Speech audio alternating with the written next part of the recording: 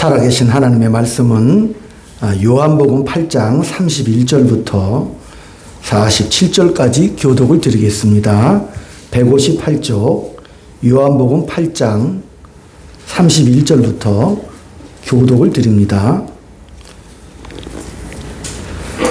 그러므로 예수께서 자기를 믿은 유대인들에게 이르시되 너희가 내 말에 거하면 참으로 내 제자가 되고 진리를 알지니 진리가 너희를 살게 하리라. 그들이 대답하되 우리가 아브라함의 자손이라 남의 종된 적이 없거늘 어찌하여 우리가 자유롭게 되리라 하느냐. 예수께서 대답하시되 진실로 너희에게 이르노니 죄를 범하는 자마다 죄의 종이 있기.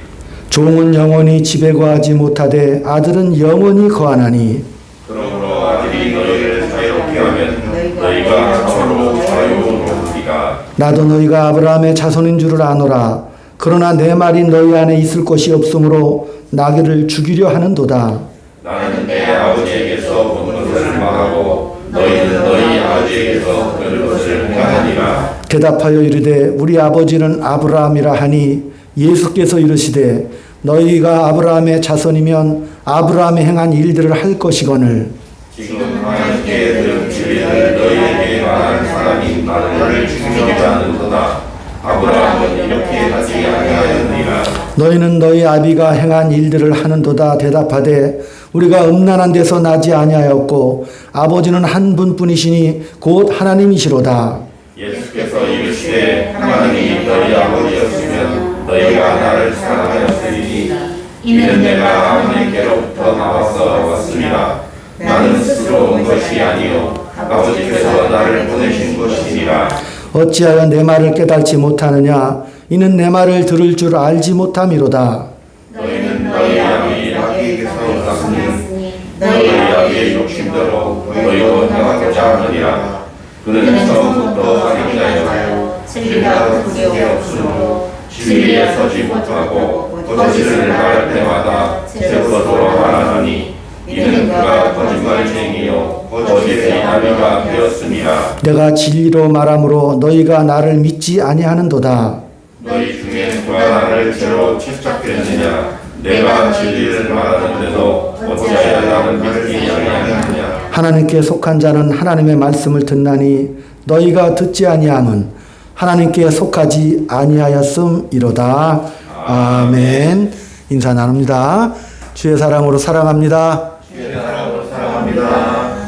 성도님 덕분에 행복합니다. 성도님 덕분에 행복합니다. 하늘에서 만날 분 여기서 만나니 참으로 영광스럽습니다. 하늘에서 만날 분 여기서 만나니 참으로 영광스럽습니다. 아멘. 할렐루야. 아멘. 요한복음은 굉장히 중요한 그런 진리를 담고 있고, 또 어떤 분은 만약에 성경책이 다 사라진다고 해도 요한복음만 있으면 하나님 아버지의 뜻을 알 수 있을 것 같다, 이렇게 고백하는 분도 계시죠. 지난 시간에 이어서 우리 예수님께서 현장에서 가늠하다 잡힌 그 여인을 놓아주시고, 또 예수님께서 야, 나도 이제 너를 정죄하지 않겠다. 근데 이 선언을 들은 유대인들은 엄청난 충격을 받았습니다. 그 유대인들 입장에서는 율법을 깨는 거거든요. 또 그들이 생각할 때 율법을 깨는 행위는 하나님께 대항하는 행위지요. 그래서 그들은 굉장한 위법이라고 생각을 했고, 나중에 예수님이 십자가에서 처형당할 때도 신성모독죄로 처형당하시죠. 우리 예수님께서 행하신 일들이, 행하신 기적들이 너무 많아서 이 세상에 참 도서관에 다 저장해도 다 저장 못할 정도로 수없이 많은 기적을 행하시니까 그 유대인들 입장에서는 이거 함부로 대하지를 못해요. 쉽게 볼 상대가 아니라는 것을 알지요. 아버지의 뜻을 행하러 오셨다고 말씀하셨고 선언하시고, 그러니까 많은 당시의 백성들이 높은 기대와 소망을 가지고 있었죠. 그런데 예수님은 어떤 기대와 소망에 전혀 반대되는 행동을 계속 지금 하고 계십니다. 모순적인 행동을 하고 계시는 거예요. 그러니까 유대인들과 바리새인들, 산헤드린 공회원들이나 그 당시 종교 지도자들은 정치적인 불안감이 계속 증폭이 됐습니다. 아니, 어떻게 저렇게 율법을 어기는가? 당신이 누구간데 모세가 준 하나님의 법을 그렇게 어기고 있는가? 그때 우리 예수님께서 오늘 본문에 대답을 하십니다. 너희들이 죄의 종이라서 그렇다. 진리를 안다면 내가 너희를 자유케 하리라, 이렇게 말씀을 하셨거든요. 그러면서 31절에도 진짜 믿음을 가진 자와 가짜 믿음을 가진 자들을 이렇게 대조해서 말씀하시죠. 진짜 믿음은 어떤 사람들? 내 말에 거하는 자들. 또한 두 번째로 진짜 믿음을 가진 자들은 진리를 아는 자들. 또 자유를 아는 자들이 바로 진짜 믿음을 가진 자들이라, 이렇게 말씀을 하십니다. 내 말에 거하는 자들이 무슨 뜻인가요? 하나님의 말씀을 듣고 그 말씀에 열매를 맺는 자들이 내 말에 거하는 자들이고, 진리를 아는 자는 무슨 뜻인가요? 진리라는 것은 너희들의 행위가 아니라 오직 믿음에 의해서다라는 것을 아는 것이 바로 진리를 아는 자지요. 즉 사람의 자격이나 공로가 아니라 오직 예수 그리스도를 믿는 그 은혜로 인한 믿음으로만 구원을 얻는다. 이것을 아는 자들이 진리를 아는 자들입니다. 오직 예수님의 은혜로 말미암아 구원에 이르러 그 구원이 참 행복을 가져다 준다는 것을 아는 자들이 바로 진리를 아는 자들이죠. 이 세상에 보이는 것들로 참 행복의 절정을 이룬다. 그 진리를 아는 자들의 모습이 아닙니다. 또 오늘 예수님께서 자유케 하리라, 이렇게 말씀을 하셨어요. 자유가 무엇인가? 자유가 무엇인가? 인류 역사가 자유를 추구하기 위한 그런 역사지요. 자유를 추구하기 위한 투쟁의 역사가 인류의 역사예요. 노예해방투쟁이라든지 우리나라도 36년에 그 속박에서 투쟁을 했고, 영국의 존왕의 독재에 대항해서 마그나 카르타 대헌장이 선포가 되고, 프랑스, 러시아, 여러 미국의 독립전쟁, 자유를 위한 투쟁들의 역사들이 계속 이어지고 있죠. 수천 년간 그런 역사들이 이어져 왔습니다. 그런데 그런 역사들이 이루어졌음에도 불구하고 사람은 뭐예요? 점점 더 요구하게 되는 것이죠.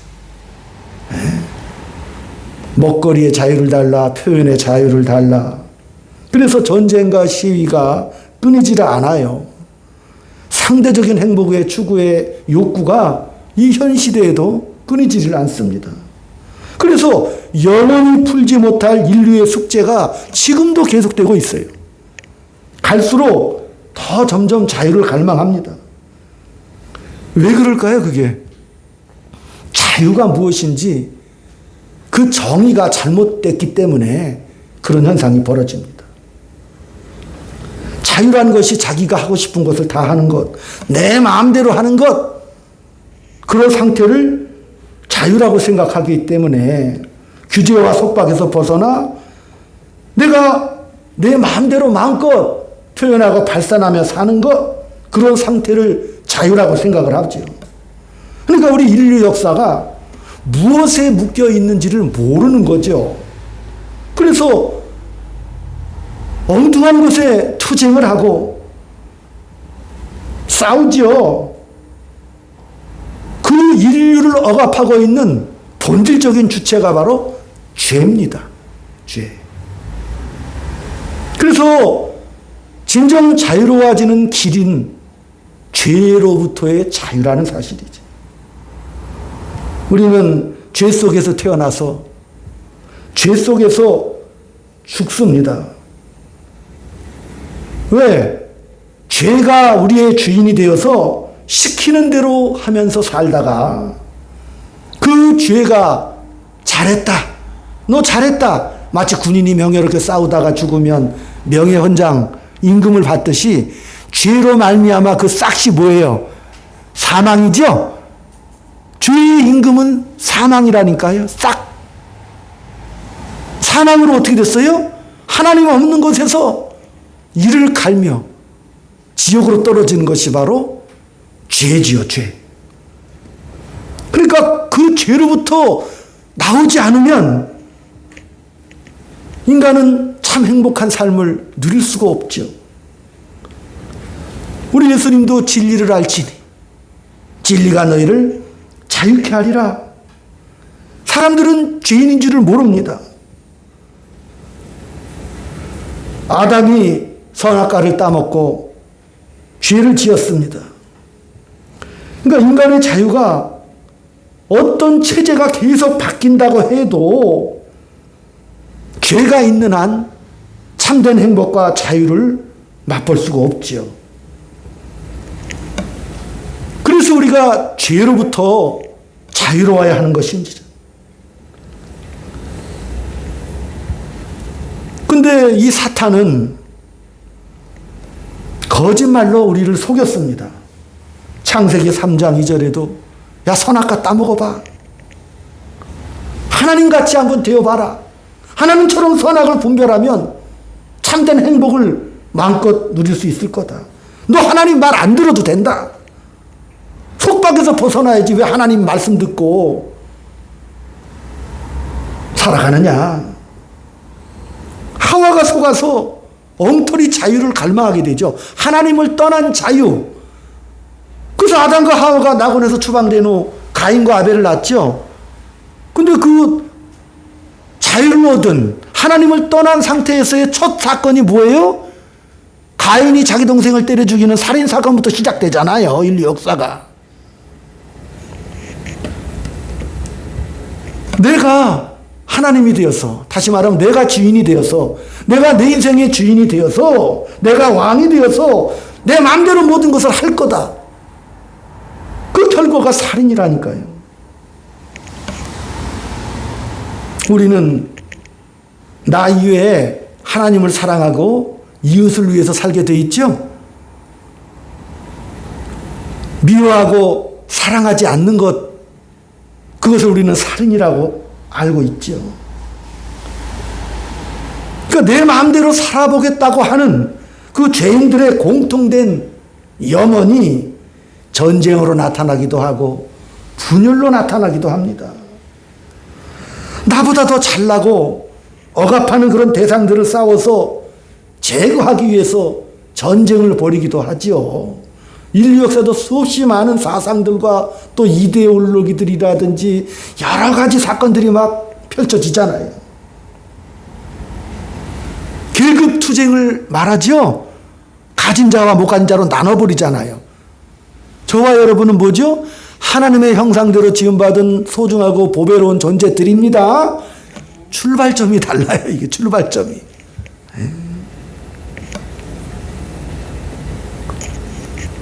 자기를 사랑했던, 하나님을 떠났던 그 죄인들은 다른 이들을 통제하기 위해서 통제 야망, 통제 성향을 갖게 됐죠. 그래서 인류 역사가 수없이 많은 죽고 죽이는 그런 역사가 반복돼 왔습니다. 그걸 죄라고 부르는 것이죠. 죄의 종이 되었다 이렇게 표현하는 겁니다. 나도 하나님처럼 자기를 숭배하고 자기를 자랑하는 인간이 원래 하나님을 사랑하고 이웃을 사랑하도록 지음받은 존재임에도 불구하고 지독한 자기 사랑, 자기애를 가지고 있는데 이 존재가 끝없이 뭐예요? 하나님을 대항하지요. 그걸 죄라고 하는 거예요. 하나님을 떠나서 하나님을 대항하는 것. 자기 인생, 내 인생을 내 마음대로 살아가고자 하는 그런 노력들과 열망과 야망 그 자체를 성경은 죄라고 표현하는 거거든요.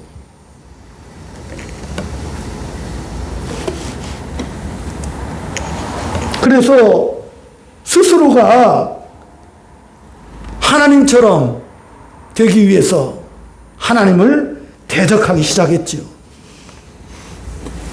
그래서 오늘 본문에 나오는 그 바리새인들도 그 죄의 모델로 등장을 합니다. 율법을 지키고 절기를 목숨처럼 지켜서 그것으로 구원을 얻으리라. 내가 이것을 목숨처럼 지켜서 의에 이르리라. 행복에 이르리라. 이렇게 생각을 했던 거죠. 그래서 그들은 그 율법을 가지고 그 가련하고 불쌍한 여인을 죽이라고 예수님 앞에 내던지죠. 또한 나는 생명이다. 나는 영원히 목마르지 않는 생수다라고 말씀하시는 예수님을 죽이려 했던 것이죠. 죄인들의 특징을 보여주고 있습니다. 율법을 지킨다고 했지만 그 율법은 하나님의 거룩한 법이에요. 하나님이 주신 고급한 법이란 말이지요. 근데 그 법을 어떻게 했어요? 지키라고 준 것이잖아요. 근데 그 법의 핵심적인 의도가 뭐예요? 사랑하고 하면 섬기라고. 그 율법의 요체가 하나님을 사랑하라 그거잖아요. 이웃을 사랑하라는 이 본질은 딱 빼버리고 아까 말한 죄의 본질이 뭐예요? 자기애죠. 자기 사랑, 자기 야망의 실천, 자기 유익, 그것을 위해서 이 바리새인들이 사람을 죽이는데, 살인하는데 그 율법을 쓰고 있다는 사실입니다.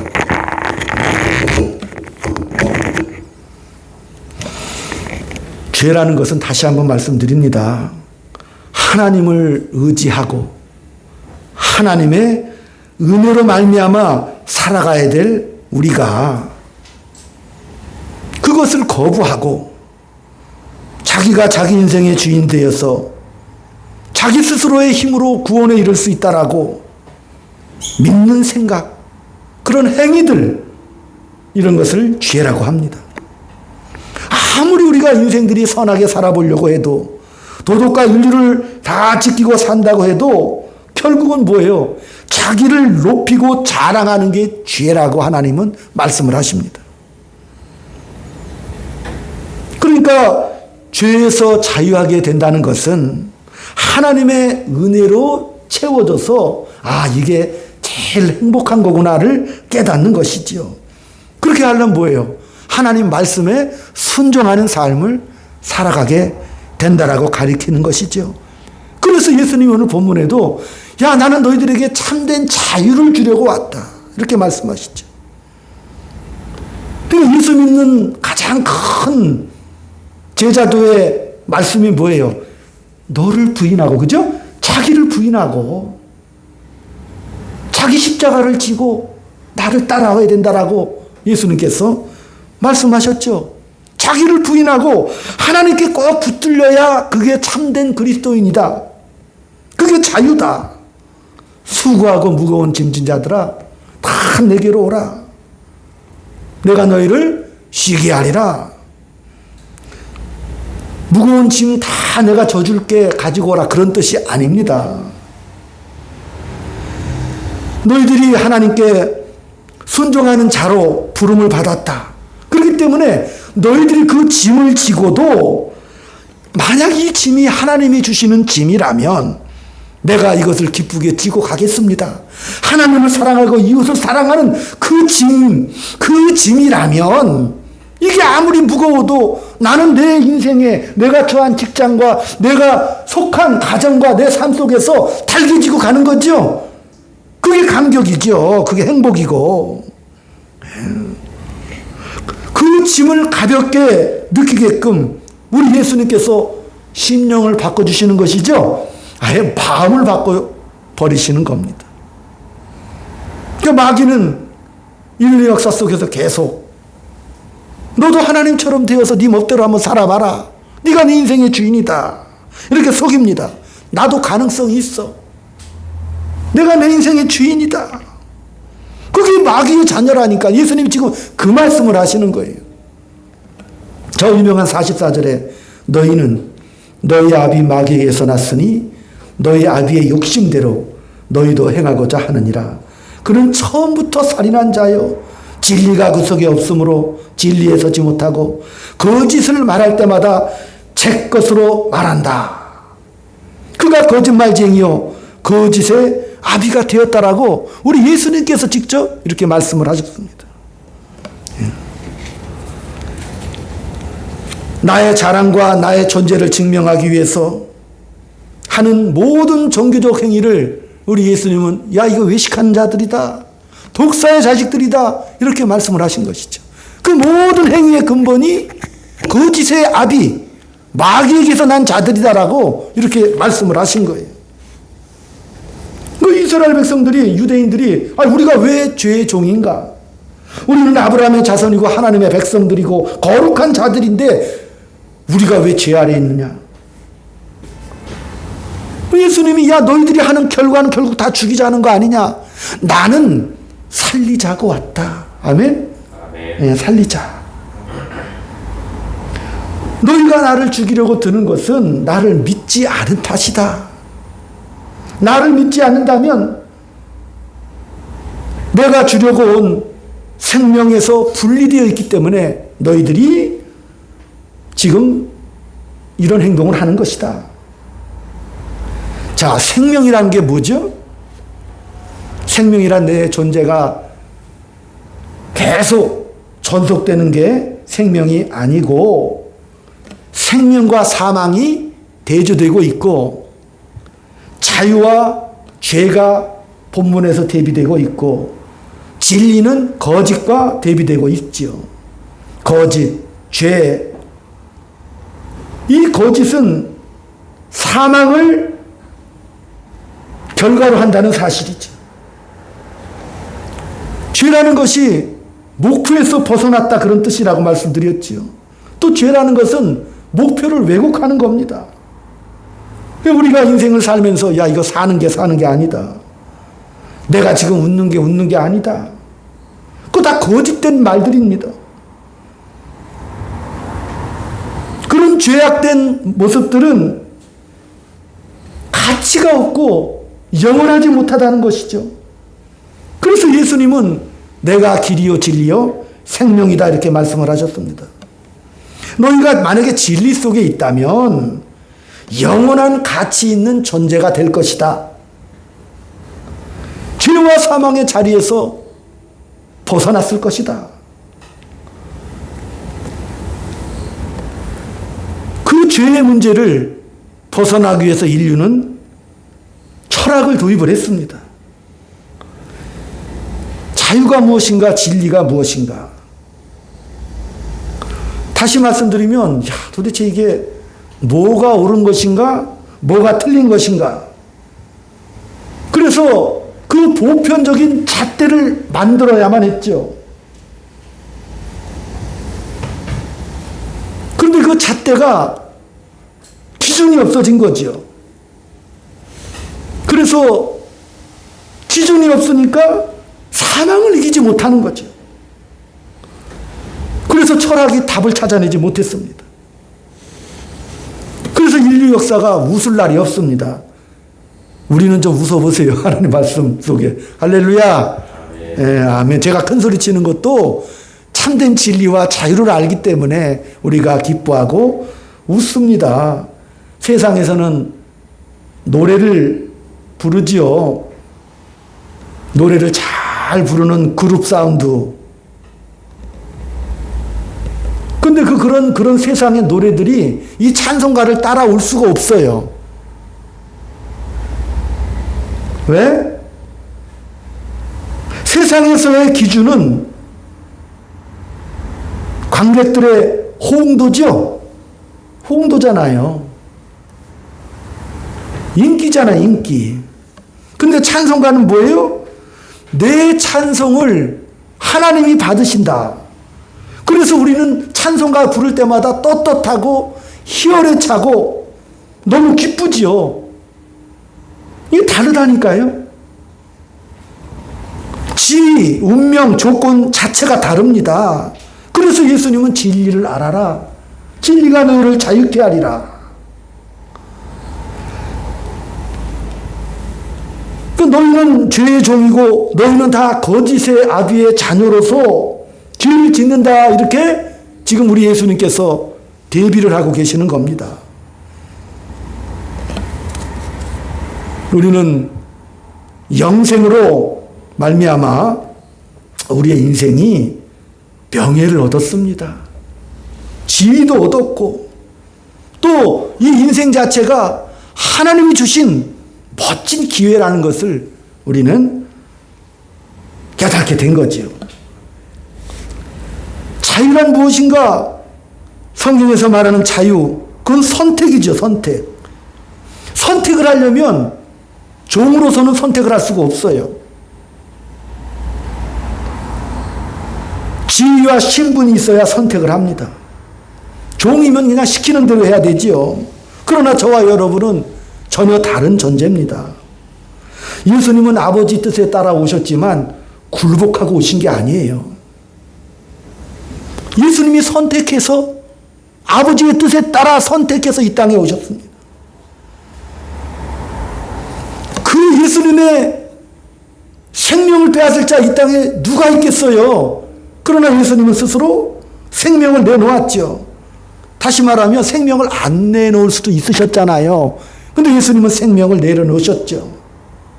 다시 또 거둘 수도 있죠. 이거 굉장한 겁니다. 우리 성도들도 인생에서 얼마든지 사랑하고 섬길 수 있습니다. 이건 우리의 선택이고 우리의 영광입니다. 우리가 굴복해서 하나님을 사랑하고 이웃을 사랑하는 존재로 살아가는 게 아니고 우리의 선택에 의해서 명예로운 길을 선택하는 거죠.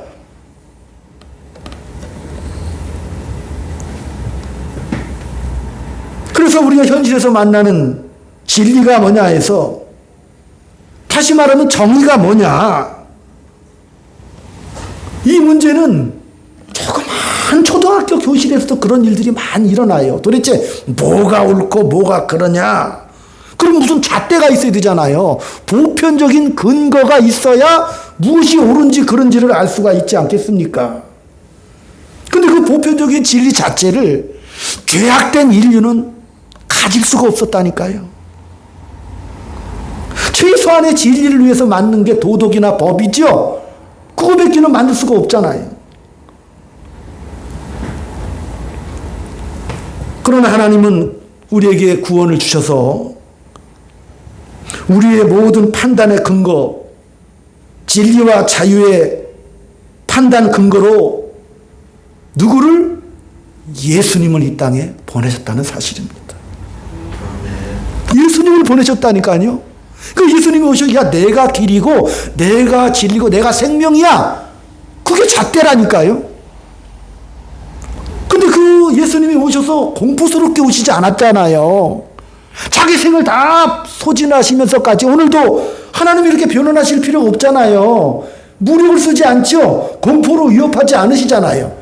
그냥 변론하시고 논쟁하시면서 끝까지 진리와 자유에 대해서 납득하고 설득하는 그 공생의 성육신의 그 삶을 묵묵히 우리에게 보여주고 계신 것이지요. 명예롭게 우리를 찾아오셨다니까요. 공포가 아니라.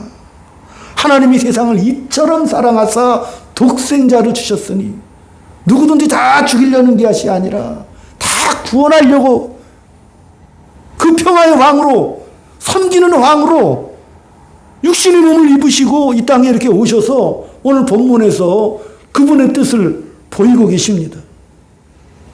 구원이라는 게 뭔가요? 구원. 야, 내가 예수 믿고 천국 가는 게 구원입니까? 그 예수 믿는 것에 대한 가장 기초적인 혼란이 거기서부터 시작되는 것이거든요. 구원이 뭐죠? 영원토록 존속이 되는 게 구원이고 아주 우거지고 풍성해지는 그 영광, 끝없는 하나님의 영광의 발휘가 바로 구원이라니까요.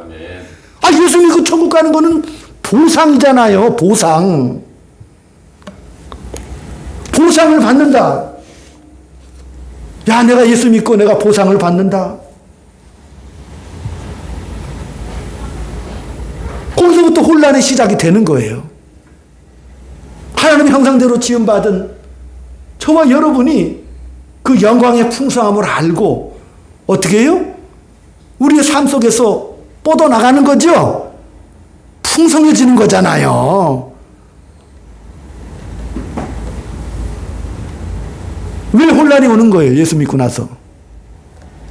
그 복이라는 개념 자체가 지금의 나와 무관하게 보이기 때문에 그렇습니다. 왜? 우리는 현실을 살면서 고단하고 불안하지 않습니까? 왜 그런 거예요? 하나님이 우리를 그 영원한 가치로 키워나가는 과정 속에 있기 때문에 뭐가 생기는 거예요? 고난이라는 것이 생긴 것이죠. 그 하나님은 우리 보고 더 좀 나가보자고 이렇게 말씀하시는 거예요. 우리는 예수를 믿고 쉽게 끝나기 원합니다. 하나님, 내가 바라고 원하는 것 이것만 해결해 주시면 내가 하나님을 위해서 내가 이만큼 하겠습니다. 그 뜻이 뭐예요? 더 이상 하나님 만날 일 없게 살겠습니다. 응? 그래서 우리 모두가 사는 게 아니고 나이 들어갈수록 야 이거 빨리 죽는 게 복이다. 나이 들어 살다가 어려움이 다가오면 야 내가 이게 오래 산 게 죄다 이거. 이건 세상 사람들이 다 하는 얘기거든요. 왜? 세상은 그렇게밖에 할 수 없다니까요. 그러나 우리는 다르다라고 이렇게 말씀하시죠. 실제로 다릅니다. 우리가 가진 자유를 보십시오. 하나님과 동등된 자녀의 신분을 우리에게 허락해 주셨습니다. 이게 달라요, 이 신분 자체가. 신분상 하나님의 자녀라는 엄청난 지위를 부여해 주시고 종에게는 허락되지 않는 선택권을 우리에게 주셨지요. 그리고 나서 영광스럽게 그 삶에 대해서 책임을 지게 하셨다니까요. 그 굉장한 특권입니다.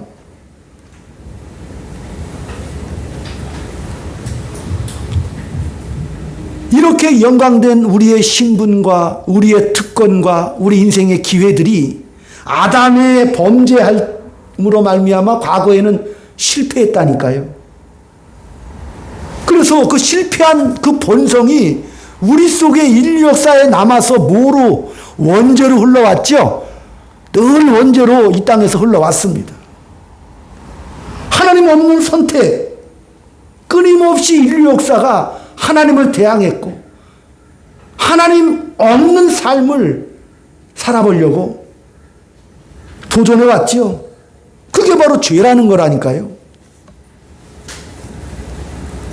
그 죄가 우리의 운명, 우리의 지위를 불행으로 끌고 갔고 사망으로 끌고 갔습니다. 그래서 예수님이 이 땅에 오셨다니까요. 그래서 구원이 필요했고 진정한 행복으로 데려가시려고 이 땅에 오셨어요. 데려가시려고. 이게 복음입니다. 이게 복음이에요. 로마서 7장 14절 이하에도 보면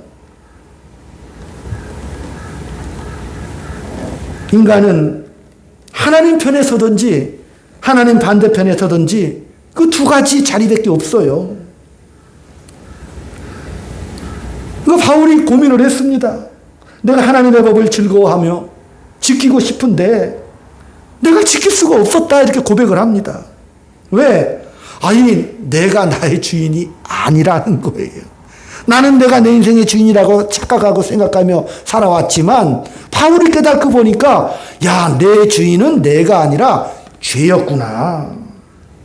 하나님의 법에서 벗어나 있더라 그 말이에요. 내가 나에게 하고자 했던 그 선이라는 게 뭐예요? 하나님 없이 한번 내가 살아보고 하나님 없이 선을 한번 행해보겠다고 하는 것, 그것을 행하고 있었다 그 말입니다. 정의사회의 구현을 말하면 가장 두려운 것이 이게 정의가 뭐냐? 정의가 무엇인지 보편적인 근거를 제시하지 못하기 때문에, 이 세상에 만들지 못하기 때문에 그 정의라는 것이 각각의 판단 기준에 따라 표현되기 때문에 주관적으로 나타납니다. 조던 피터슨이라는 사람은 12가지 인류의 법칙에서 인류가 산업혁명 이후에 농경사회에서 근대사회로 넘어오는 이 시기에 인간이 무엇인가 그런 문제를 연구하던 중에 심리학이나 정신병리학, 사회학, 인류학까지 끝없는 발전을 거듭했지만 인간이라는 뭔가에 대한 답을 찾지 못했죠. 그러니까 그 조던 피터슨이 하는 말이 악당들은 잘 죽여봐야 10명 정도 죽이는데 진실한 놈은 몇백만 단위로 죽이더라. 역사 속에 나타났죠. 히틀러가 자기 민족주의를 주장해서 2차 대전 속에 4천만 명을 죽음으로 몰고 갔죠. 스탈린도 볼세비키 혁명을 통해서 자기 동족들 2천만 명을 죽였죠. 최근 들어 1975년부터 79년까지 캄보디아의 폴포트는 자기 민족을 4분의 1이나 죽여가지고 자기 국민 평균 연령 27세로 만들었다니까요. 왜 그랬어요? 야, 노동자의 유토피아를 건설하겠다. 그래서 글을 배운 지식인들은 다 죽였어요.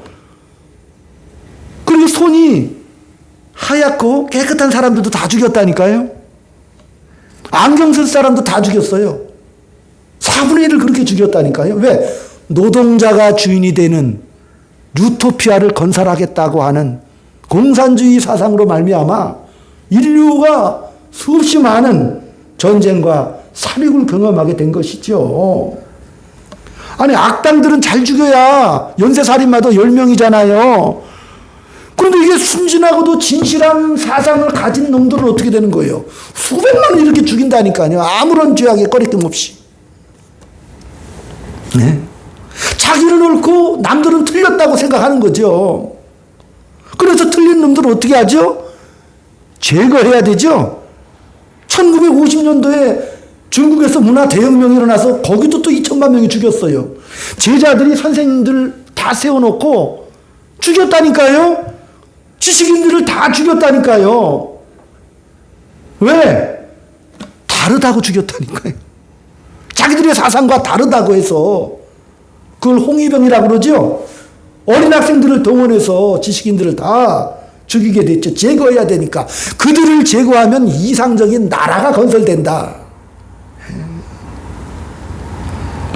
서구에서도 옛날에는 우파였다가 지금은 좌파였다가 다시 또 우파로 회귀하는 현상이 벌어지고 있습니다. 그러다 보니까 오늘을 살아가는 우리들도 애다 모르겠다 이렇게 혼란스러운 상황 속에서 나라가 망하든 말든 나는 이제 희생을 못하겠다는 또 개인주의가 나오기 시작하죠. 역사가 증언하죠. 진심이라는 게 보편적인 잣대나 근거가 아니라 보편적인 심정이 되었다 그 말입니다. 예. 그래서 객관적이고 보편적인 근거를 만들어내지 못합니다. 그 율법이 선한 것인 줄은 알지만 그렇게 살고 싶은데 안 된다는 거예요. 사도 바울도. 왜? 내가 죄에 사로잡혀 있어서. 하나님 없는 곳에 있기 때문에 아무리 내가 선하게 최선을 만들어도 그게 바로 죄인데 그 죄가 순전하고 능력까지 갖고 있으면 사람을 수없이 죽이더라는 거죠.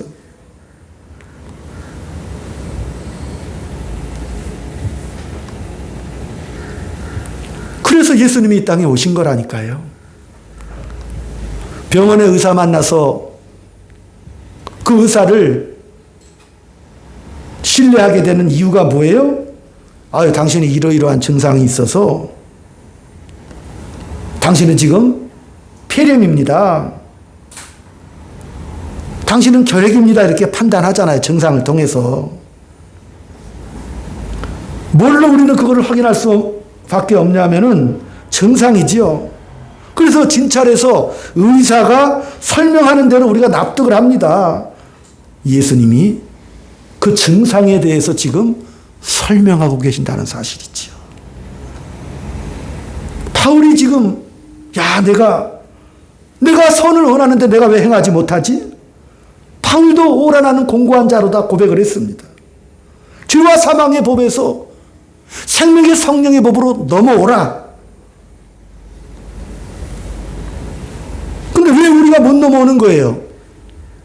내가 자유인이 아니기 때문에 못 넘어오는 거예요. 내가 선택권이 없기 때문에 죄와 사망의 법에서 넘어올 수가 없었습니다. 내가 죄의 종이라서 내가 하고 싶은 것을 못합니다. 그래서 비명을 지릅니다. 예수님은 그 법이 의지를 갖고 있지 않아. 이렇게 말씀하시죠. 법을 많이 알면 의로워지는 게 아니란다. 법은 그냥 규칙이고 조문밖에 안 된다. 예수님이 예수 안에 있는 자는 결코 정죄함이 없다라고 말씀을 하시죠. 예수 안에 있는 생명의 성령의 법 잘 알아야 돼요. 우리가 오늘 왜 예수 안에 있어야 되느냐? 예수님께서 그 인격으로 그 의지로 생명의 성령의 법을 우리에게 심어주셨다는 사실입니다. 그것은 예수라는 그 인격, 예수라는 그분의 전 존재가 우리에게 심겨져서 그래 너 할 수 없잖아. 누가 하신다? 예수님이 하신다. 그분의 뜻과 의지로 우리를 끌고 가시겠다라고 인류 역사 전편에 이렇게 나타나셔서 지금 말씀하고 계시는 거라니까요. 우리의 잘잘못이나 유능과 무능이 아니라 그거보다 더 큰 의지, 아예 그분이 들어오셨죠? 인격을 가지시고 우리를 붙잡으신다니까요. 생명의 성령의 법으로 우리를 끌고 가시는 것이죠. 그래, 내가 너를 사로잡겠다. 너는 죄의 종이었지만 그러나 내가 왔다는 거예요. 예수님 오늘 말씀하시는 게. 예? 새로운 존재가 너희들은 되었다는 거예요. 예수님이 오셔서. 예? 예수님이 나의 의지가 되주신 거라니까요. 예수님이 나의 인격이 되주신 거라니까요. 그게 자유로운 신분이 되었고 우리의 위치요.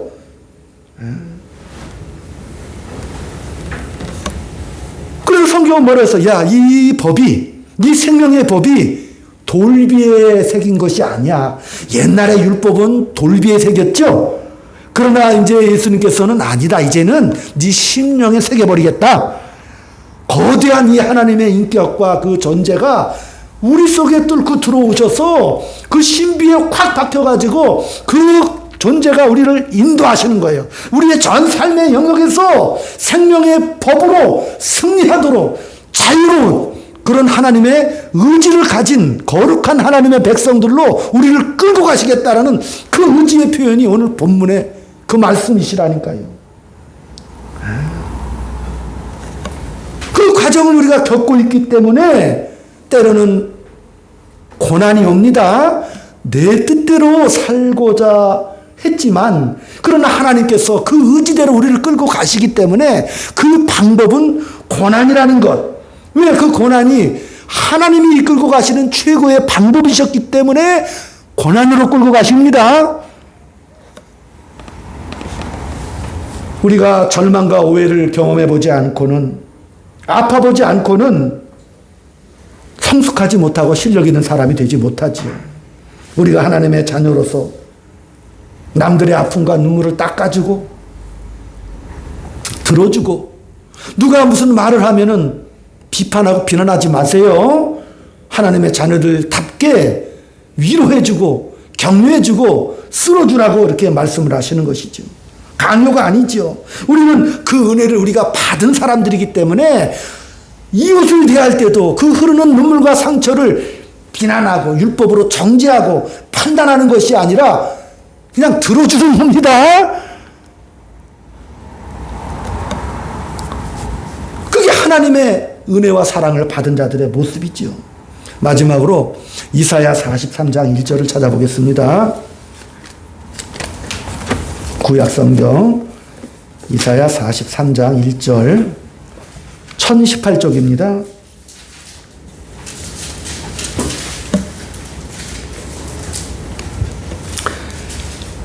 1절부터 시작. 야곱아 너를 창조하신 여호와께서 지금 말씀하시느니라. 이스라엘아 너를 지으신 이가 말씀하시느니라. 너는 두려워하지 말라. 내가 너를 구속하였고 내가 너를 지명하여 불렀나니 너는 내 것이라. 내가 물 가운데로 지날 때 내가 너와 함께 할 것이라. 강을 건널 때 물이 너를 침몰하지 못할 것이며 내가 불 가운데로 지날 때 타지도 아니할 것이요 불꽃이 너를 사르지도 못하느니 대전하는 여호와 내 하나님이요 이스라엘의 거룩하니요 내 구원자임이라. 내가 애굽을 너의 속량물로 구스와 수바를 너를 대신하여 주었노라. 내가 내 눈에 보배롭고 존귀하며 내가 너를 사랑하였은즉 내가 너 대신 사람들을 내어주며 백성들이 내 생명을 대신하리니 두려워하지 말라.